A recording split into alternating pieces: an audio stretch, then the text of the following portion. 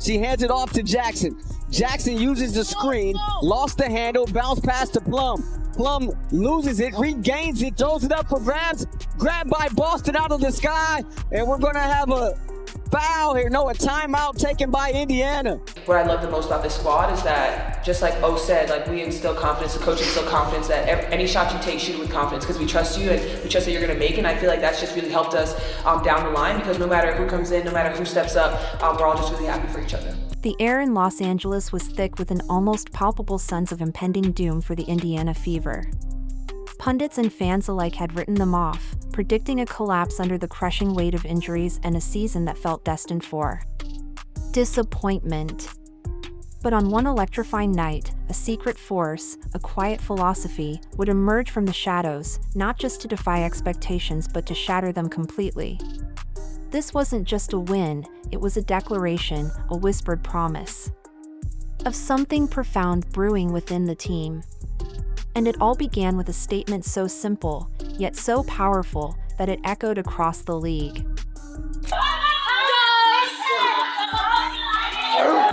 down! Bow, bow, bow! Hell yeah! About the resilient, nature of our team. I think one other thing that sometimes goes missed is just the character of these women, right? Especially this group that's been here, that's gone through all of this, and then the ones that we brought in. We brought in with O and Che and AP. I mean, these are women who care about winning. These are women who care about one another. These are women who sacrifice every single day. As they stepped onto the court against the Sparks, the Fever weren't just short-handed, they were practically limping. Caitlin Clark, the electrifying rookie sensation, was nowhere in sight, her groin injury sidelining her for a staggering 17th consecutive game. But she wasn't alone in street clothes. Sophie Cunningham, Sydney Carlson, and Ari McDonald, four pivotal playmakers, for vital voices, were also missing from the rotation. For most teams, facing a playoff contending opponent with such a depleted roster would be a recipe for disaster, a white flag waved before the first tip-off. Yet, the Fever walked in with an unsettling calm, armed with nothing but sheer grit and an unshakable belief in whoever was left standing. This wasn't just a game, it was a desperate gamble, a test of their very soul. Steph mentioned, whenever she sees you with the two black eyes, she smiles in a way because it just exemplifies your toughness. Do you feel tough in these kinds of situations with these two black eyes? I mean, that's what people keep telling me. Every time she sees me, she smiles and then she says, "I'm so sorry." I'm like, you don't need to be sorry. This is what it is. And when I'm playing, I forget about it, and then I go and look in the mirror. I'm like, oh shit, they're still there. So yeah, I don't really think too much about it because I don't necessarily feel them all the time. Yeah, and you're still able to see completely fine? Yep. All right. Nothing's changed. All right, perfect. Originally, I was like, I just need to get the swelling to go down in my forehead. So I put a patch, slept with it. The next day, woke up, and I was like, okay, the bump is almost gone, but now I have two black eyes. So that was tragic. But I mean, it's at this point, it's unfortunately won't be able to hide it. People know, so just rolling with it. Were you able to hide it for the photo shoots? The makeup artist did a really, really, really good job. And people that hadn't met me before were like, oh, I can't even tell. I'm like, okay, that's good. We'll take it. But I'm hoping they'll do some editing in the post. Adding another cruel twist to the narrative, the Sparks weren't just any opponent. They were the Fever's personal tormentors, having swept every single matchup earlier in the season. 3 games, 3 frustrating losses, each one chipping away at Indiana's confidence. The standings only amplified the tension, with the Fever clinging precariously to 6th place, while Los Angeles lurked just 2 games behind, ready to snatch away their playoff hopes. Doubt, a venomous whisper, had begun to infect every conversation surrounding the team. Were they collapsing when it mattered most? Was their season about to unravel at the worst possible moment? The stage was set not just for a basketball game, but for a dramatic confrontation with their own demons. Yeah, I imagine on Tuesday you got checked for concussion, facial fracture. Just how much of a sigh of relief was it that you didn't have concussion or any kind of fracture in your face? Yeah, honestly, when it happened, I was relieved because I could feel myself I was good to go. Like, I felt completely with it.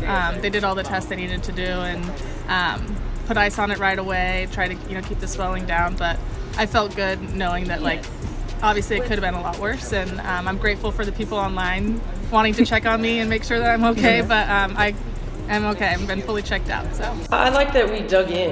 It wasn't ideal in terms of how the game was. It was ugly. We had moments where we were better than others, but we dug in. I mean, when you think about key defensive stops, key offensive rebounds, like AB's key offensive rebound there at the end, making plays, deflections that led to steals or deflections that led to bobbled passes. Amidst this maelstrom of doubt and injury, one player's defiance became a chilling symbol of the Fever's refusal to break. Lexi Hull, fresh off a brutal collision in the previous game, took the court with both eyes blackened and bruised. The visual was jarring, a testament to the physical toll of the sport, yet also a powerful statement. She wasn't just playing, she was embodying the team's desperate fight. With two black eyes, she dug into defenders, chased down loose balls as if her life depended on it, and ran through screens with a ferocious intensity. Her presence was a silent, unyielding message: show up, even when it hurts. If she could battle through that agony, then everyone else in Indiana Red could, and would, fight with everything they had. It was a visceral reminder that some battles are won not just with skill, but with an unyielding spirit. The resilience of that shorthanded group left the door open for a veteran who had been waiting for her moment to step fully into the spotlight. What if the player no one expected became the closer everyone needed? Sims left open for three. She got it.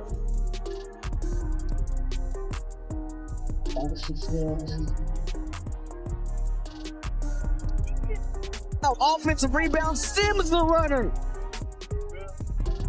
Here's Howard. Shovels Sims right at the doorstep, and she gets it off the window. 3-on-3 the other way. Sims the take and finishes the lefty layup.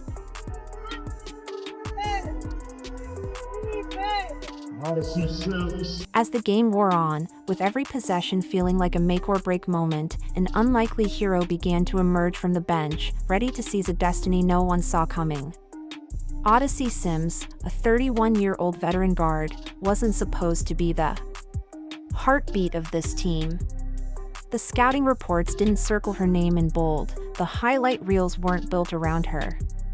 Yet, with leading scorer Kelsey Mitchell struggling to find her rhythm, Sims stepped onto the floor with a quiet ferocity that demanded attention. Down by Plum. Plum 1-on-2, ripped away there by Sims. Great play by Odyssey Sims. Played the ball. 3-on-3 the other way. Sims the take and finishes the lefty layup.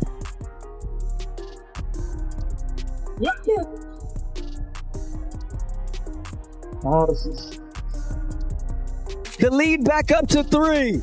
Sims left open for 3. She got it. Odyssey Sims with the triple to tie this one up at 74 apiece. Got the offensive rebound out to Mitchell. Here's Hull curling. Hull down the lane. The kick out Sims. Sims in the paint. The runner good. They put Turner on the inbound. Alaman inbounds it to Hamby, and so now that'll be that. So the Indiana Fever come into here. The significance of her performance grew even deeper, carrying a personal edge against the Sparks, a team she once called her own. Every dribble, every pass, every shot felt infused with a burning desire to prove something. She pushed the tempo. When the Fever needed a jolt, then slowed it down with ice-cold precision when Los Angeles threatened to seize control. The ball kept finding her hands in the clutch, and she responded by driving through traffic, sinking mid-range pull-ups, and creating off the dribble as if she had been waiting for this moment her entire career. Honestly, 5 straight points for you to help take the lead at the end of the game. Just what was that mindset for you in those final seconds? I didn't shoot the ball well from the 3. I was over before I made that shot, but I didn't lose confidence. I think my teammates did a great job, along with the coaches, just constantly talking to me. They weren't worried about my missed shots. It just came down to continue to play. They believe in me so much, so that helped me. And when I shot it, I was open. It was one of those do or die. It went in, and I was excited about that. Like I said, I was open from the three, but we got the W, so it feels great. Just going off just like the last few years, just up and down, in the league, out the league, hardship, contract being cut, all of that stuff. Really doesn't matter. I think I'm a human definition of you stay ready, you don't have to get ready. I think every opportunity that's been given to me, I'm taking full advantage of it. These are opportunities that you can't let slip away. You never know what tomorrow brings. You never know, you be on the team one day, gone the next day. So just being able to come in and just stay ready, have my energy flow to my teammates, and just be positive. Like I said, I'm with a good group. Then came the defining sequence, with only 13.6 seconds left on the clock. The game hung in the balance, Indiana desperately clinging to a sliver of hope. The ball found Sims's hands, and she rose, unleashing a quick floater she had perfected over years. It swished cleanly through the net. That was the shot. The one that gave Indiana the lead for good, silencing the roaring Staples Center crowd. As she calmly ran back down the floor, arms relaxed, face clear, it was as if she had known this moment was hers all along. Later, when the microphones found her, Sims simply uttered a phrase that encapsulated the entire night: if you stay ready. You don't have to get ready. It was a rallying cry, a testament to relentless preparation, and a chilling reminder that the Fever, against all odds, were always prepared for the unexpected. Sparks started the game on a 7-0 run. Here's Mitchell, right back to Boston, and unable to get that one, but follows her own. Cameron Brink and Ray Burrell going to be checking in next time there's a stoppage for LA. Here's Turner in traffic, and she gets it up off the window. Beautiful pass from Boston. 7 on the shot clock. Mitchell turning the corner. Jump stop in the lane, loses the ball. Brink throws it right to Boston. Easy layup. Julie Alamam, 5 points here tonight. They go high-low, and Boston the beneficiary. That's the 18th point off of a Sparks turnover. Hamby the crossover. Hamby rejected there by Boston. Here's Mitchell, always dangerous with the ball in her hands. Finds Boston's free throw line. Boston against Hamby. Jump hook, gets the soft bounce. She hands it off to Jackson. Jackson uses the screen, lost the handle, bounce pass to Plum. Plum loses it, regains it, throws it up for grabs. Grabbed by Boston out of the sky, and we're going to have a foul here. No, a timeout taken by Indiana. But Sims wasn't alone in this defiant stand. Standing tall beside her, an undeniable force of nature, was Aliyah Boston, the undisputed anchor of the Fever's identity. All game long, Boston's actions built towards one final, profound question. She would answer after the buzzer. She didn't just fill up the box score, she stamped her authority on every single facet of the game. A staggering 22 points powered the offense, 11 rebounds saw her muscle through the Sparks' front court, 4 assists kept the ball moving, and a career-high 6 steals showcased her defensive dominance. This kind of all-around performance from a single player, carrying both ends of the floor without a flicker of hesitation, is incredibly rare. It was a masterclass in controlled aggression, an exhibition of a star fully embracing her role. But tonight you guys showed resilience, coming back and just having that great floater for the win. Can you guys just talk about the camaraderie, everything that's happened with the team, the injuries, and just how you guys have been able to coalesce as one cohesive unit despite all of everything that's happened? Yeah, honestly, I think from the start of our season, we talked about a season's not going to be perfect, and if something happens, next woman up. And I feel like that's really been the story of our season. With everything that's happened, people we've added, no matter how late in the season, it's been next woman up. We have a deep team that a lot of players on our team could be playing and they're not. And that's a tribute to our depth, certainly, but also sometimes everybody wants to play, right? And I think the selfless nature of this group just can't be overstated, and that's why we're able to be in positions like this that we're able to be in. Sims. They kick it out. Hole of three. Big bucket from Lexi Hull. The defining moment for Boston, much like Sims, arrived in the dying seconds. With just 1.9 seconds left and Los Angeles desperate for one last shot, Boston read the play with chilling perfection. She reached in, ripped the ball clean, and ended the game on the spot. No drama, no scramble, just a superstar calmly shutting the door. It was a clinical execution that solidified the win. In the aftermath, reporters swarmed, asking about the team's incredible fight. And that's when Boston's message, the one hinted at earlier, began to spread like wildfire. She praised the Fever for their unwavering next woman up approach, a belief that if one player falters, the entire team leans in harder, collectively refusing to yield. It wasn't just a throwaway phrase, she had just lived it herself, shouldering an immense load while still implicitly trusting her teammates in the most critical moments. This game was living, breathing proof of a culture taking root. On the hit ahead. Looking for Howard short corner, attacking against. Okay. Oh, what a spin move there! Spin cycle, rinse everything there from Natasha Howard. From here, though, the attention shifts again. Everyone saw Boston's leadership. Now the biggest question lingering is about the one star who hasn't yet returned. The name fans can't stop bringing up, Caitlin Clark. But there's one name that wasn't on the court tonight that has every fan asking the same question. When? When is Caitlin Clark finally coming back? Consider Lexi Hull, her face bruised and darkened, yet still charging through screens and diving for loose balls with unwavering intensity. Or Aerial Powers, sparking the offense and injecting pure energy off the bench as if nothing could slow her down. These moments, stitched together, were Boston's words playing out in real time. Her leadership is the unseen glue that holds Indiana steady.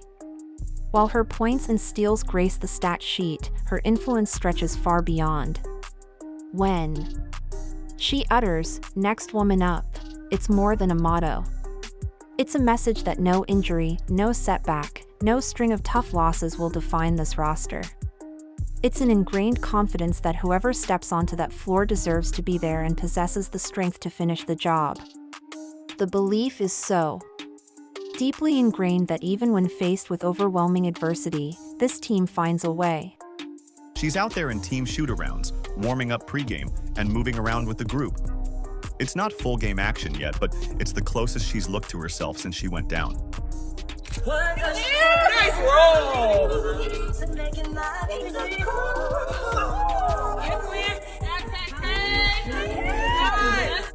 If Clark can return, she could change everything in an instant. Picture this, Clark goes through shooting drills, because everyone knows rushing her back could end the season completely. That's the balance Indiana's staff is managing right now. This newfound identity means more than just inspiring speeches. The hard-fought victory in Los Angeles didn't just give them a win, it locked Indiana into 6th place, for now, building a crucial safety cushion over Seattle and pushing the Sparks further down. A playoff berth, once a distant dream, now feels significantly more secure. This wasn't a fluke or a single miracle shot. It was the culmination of a full team believing in the exact mindset Boston described. The Fever have transcended mere survival. They are beginning to thrive under fire. You know, it wasn't ideal in terms of how the game was. It was ugly. We had moments where we were better than others, but we dug in. I mean, when you think about key defensive stops, key offensive rebounds, like AB's key offensive rebound there at the end, you know, making plays, deflections that led to steals or deflections that led to bobbled passes, just the sense of urgency that we played with in those last minutes through some gray area, right? Through some times when it wasn't perfect, and you know, it was a gut check time, and our team stepped up to the challenge. Thank you. Thank you. And yet, look at what this team just did tonight. They stole a game against an opponent that had owned them all year without their biggest star. That in itself is impressive. Now imagine what they could do with her on the floor again. From here, however, attention shifts once again. Everyone witnessed Boston's leadership and Simsa's clutch heroics. But the biggest question, the one whispered among fans and analysts, revolves around the towering figure who has yet to return. Caitlin Clark. For weeks, the phenom has been sidelined with that persistent groin injury, missing crucial games. Yet, for the first time in what feels like an eternity, a spark of hope has ignited. She's back in practice gear, participating in team shootarounds, warming up pre-game, and moving with the group. It's not full game action, but it's the closest she's looked to her old self since her devastating injury. I'm really proud of you guys. That was an ugly, hard-fought win. Hard-fought win. And listen, we know that we didn't play our best basketball, and in those moments where we needed a stop, or we needed a big bucket, that you don't teach. And y'all got it. And y'all got it. So again, marrying our energy effort with our execution. Okay, that's our journey. But this is a hard win right here. I'm proud of you guys. Great job. Together, 3, 1, 2, 3. Together. That's why tonight's win carries a weight that stretches well past the box score. Because now, with every sign pointing toward her inching closer, this season suddenly feels like it's just getting started. And that brings us to why beating the Sparks wasn't about surviving. It was about setting up something bigger on the horizon. This wasn't just a win for Indiana. It was proof they can fight, survive, and thrive even without their biggest star on the floor. Every possession showed toughness, and every extra effort reminded fans. The timing of her potential return couldn't be more intriguing. With only 5 games left on the regular season calendar, every single contest is a battle for playoff positioning, with Indiana clinging to 6th place by a mere half game. No one in that locker room is complacent. A single slip-up could send them tumbling in the standings. But the other side of that coin is an exhilarating opportunity. If Clark can return, truly return, she could ignite a wildfire, changing everything. In an instant. Imagine Clark going through shooting drills, launching threes with that signature swagger, running sets, and taking contact in lighter scrimmages. Coaches watch her every move, holding their breath, praying for no setbacks. The entire building feels different when she's on the court, teammates glance over, fans buzz with anticipation, and the weight of what's at stake becomes almost unbearable. It's a cautious optimism, a tightrope walk, because everyone knows. Rushing her back could jeopardize not just the season, but her entire career. This delicate balance is what Indiana's staff is navigating right now.